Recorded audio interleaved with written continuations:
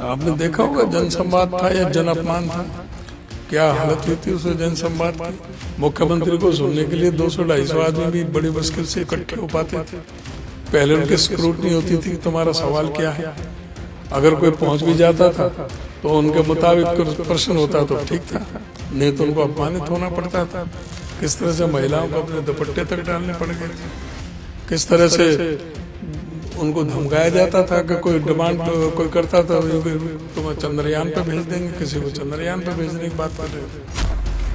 कांग्रेस पूरी तरह से एकजुट है, राजस्थान में भी एकजुट होकर के लड़ी, मध्य प्रदेश में, छत्तीसगढ़ में, तेलंगाना में, सब जगह एकजुट होकर लड़ी और यहाँ भी एकजुट है। जो मतभेद हैं वो उनके अंदर है। आप ये बताएं कि क्या राजस्थान में बीजेपी एक थी, क्या मध्य प्रदेश में बीजेपी एक थी, क्या छत्तीसगढ़ में एक थी, क्या हरियाणा में एक है, क्या गृह मंत्री, स्वास्थ्य मंत्री और मुख्यमंत्री के संबंध ठीक है, क्या पहले धनखड़ जी जो अध्यक्ष थे और मुख्यमंत्री के संबंध ठीक थे। आने वाले विधानसभा चुनावों को लेकर हर पार्टी की ओर से जो है रणनीति तैयार की जा रही है। खासकर अगर बात करें हरियाणा की, तो जहां यात्राएं निकल रही है, वहीं पर अगर बात करें तो शीतकालीन सत्र भी आने वाला है। कांग्रेस पूरी तरीके से तैयार है सत्ता पक्ष को घेरने के लिए, लेकिन 5 राज्यों के चुनावों के नतीजे तय करेंगे कि आखिर अगले साल किसकी सरकार कौन कौन से राज्यों में बनती। खासकर हरियाणा की बात करें सर, एग्जिट पोल आया हमारे साथ कांग्रेस के जो है स्टेट प्रेसिडेंट है चौधरी उदय भान जी। सर, कल एग्जिट पोल देखा होगा आपने, सभी स्टेट्स का अलग अलग एग्जिट पोल है। खासकर मध्य प्रदेश और राजस्थान में जो है स्थितियां साफ नहीं हो पाई, हालांकि कई जगह बीजेपी को बहुमत दिखाई है, कई जगह कांग्रेस को। कैसे देखते हैं एग्जिट पोल को? ये 5 प्रदेश के चुनाव के बाद ये सीधा इंडिकेशन है कि केंद्र में इंडिया गठबंधन की सरकार बनने जा रही है आगामी पार्लियामेंट के इलेक्शन में। और ये पूरी तरह से बीजेपी का ये दिखाया है मध्य प्रदेश में, लेकिन लगता नहीं है। हमें उम्मीद अभी भी है कि मध्य प्रदेश में भी कांग्रेस की सरकार बनेगी। बाकी सब में हो ही रही है।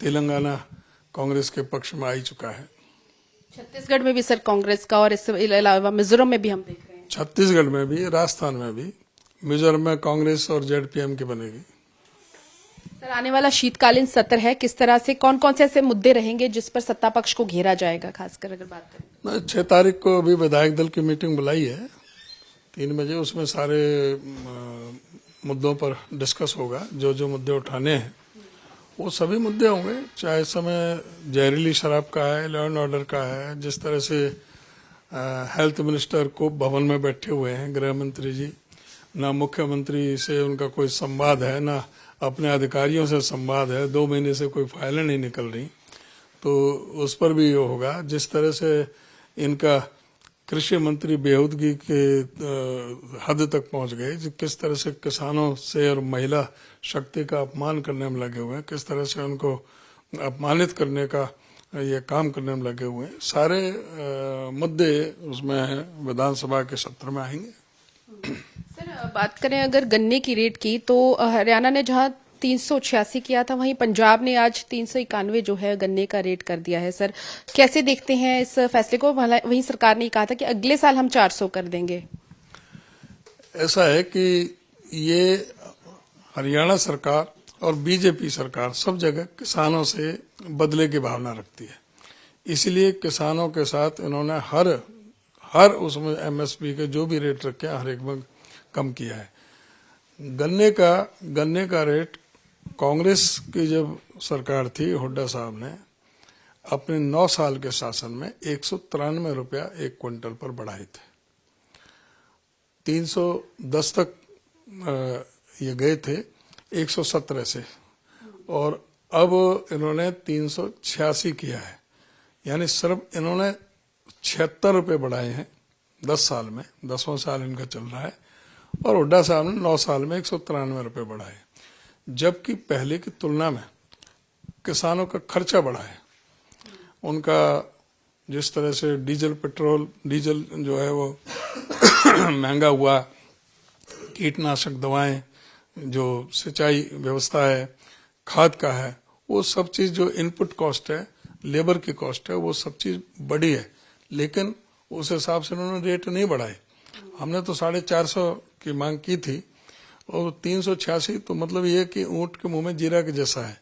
और फिर भी उसमें भी इनका सही नहीं सिस्टम। अभी फिर भी मिलों को नहीं चलाते टाइम पर, पहले बंद कर देते हैं, आधे टाइम बंद रहती हैं। तो वो ये जानबूझ करके या इनका लापरवाही का ये जो इनका जो सिस्टम फेल है, उसके वजह से गन्ने के किसान को बहुत भारी नुकसान हो रहा है। ये बहुत हमने 386 तो मतलब बहुत कम है। हमारी डिमांड तो 450 की है। और पूरा 9 साल जब तक हुड्डा साहब मुख्यमंत्री थे, गन्ने का रेट हिंदुस्तान में हरियाणा में सबसे ऊपर रहा है। ये पहली बार है कि पंजाब हमसे आगे जा रहा है। पिछले साल भी आगे था, अभी भी आगे है। ये पहली बार हो रहा, नहीं तो हरियाणा हमेशा आगे रहा है। हरियाणा भाजपा की पहले जनसंवाद एक तरफ चल रहा है और एक बार फिर से एक यात्रा शुरू करी है, भारत विकसित संकल्प यात्रा। किस तरह से देखते हैं सर, क्या लोगों के बीच में दोबारा से वो जगह, वो विश्वास पैदा कर पाएगी बीजेपी? आपने देखा होगा जनसंवाद था या जन अपमान था, क्या हालत हुई थी उस जनसंवाद की। मुख्यमंत्री को सुनने के लिए 200-250 आदमी भी बड़ी मुश्किल से इकट्ठे हो पाते थे। पहले उनकी स्क्रूटनी होती थी कि तुम्हारा सवाल क्या है। अगर कोई पहुंच भी जाता था तो उनके मुताबिक प्रश्न होता तो ठीक था, नहीं तो उनको अपमानित होना पड़ता था। किस तरह से महिलाओं को अपने दुपट्टे तक डालने पड़ गए थे, किस तरह से उनको धमकाया जाता था कि कोई डिमांड कोई करता था तुम्हें चंद्रयान पे भेज देंगे, किसी को चंद्रयान पे भेजने की बात कर रहे थे। किसी को मुख्यमंत्री कहते थे कि देख रहे हो अभी पुलिस वाले ये खड़े हैं, मैं अभी इशारा कर दूंगा तो मैं अभी जूते मार के बाहर निकाल देंगे। वो जन संवाद था या जन अपमान था, ये जनता तय करेगी। और ये विकसित भारत की जो बात कर रहे हैं, इनके पास में कहीं कोई ना इनके कार्यकर्ता है, ना इनके कोई पन्ना प्रमुख, सब गायब हो गए। अब ये अधिकारियों से काम ले रहे हैं, कर्मचारियों से काम ले रहे हैं। उनकी ड्यूटी लगाई है कि वो जाएं, वो जाकर के गांव में जाकर के इस सरकार का प्रचार करें। डिफेंस पर्सन्स को भी नहीं छोड़ा है, उनका वो भी सेल्फी पॉइंट बनाए, वो भी प्रचार करें। ये सरकार हर मोर्चे पर विफल है। और आप ये देखोगे कि आने वाले पार्लियामेंट इलेक्शन में और उसके बाद हरियाणा में तो विधानसभा में इनका पूरी तरह से सूपड़ा साफ होना निश्चित है।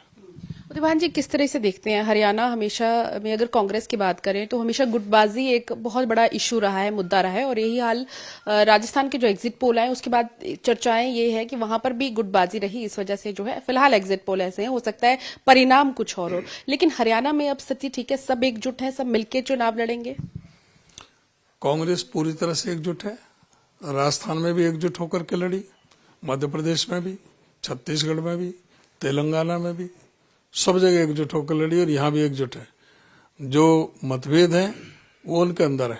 आप ये बताएं कि क्या राजस्थान में बीजेपी एक थी, क्या मध्य प्रदेश में बीजेपी एक थी, क्या छत्तीसगढ़ में एक थी, क्या हरियाणा में एक है, क्या गृह मंत्री, स्वास्थ्य मंत्री और मुख्यमंत्री के संबंध ठीक है, क्या पहले धनखड़ जी जो अध्यक्ष थे और मुख्यमंत्री के संबंध ठीक थे, क्या बीरेंद्र सिंह और मुख्यमंत्री के संबंध ठीक है, क्या राव इंद्रजीत के और मुख्यमंत्री के संबंध ठीक है, अरविंद शर्मा या किसी को भी आप लें। तो ये हरियाणा में कांग्रेस पार्टी बिल्कुल एकजुट है।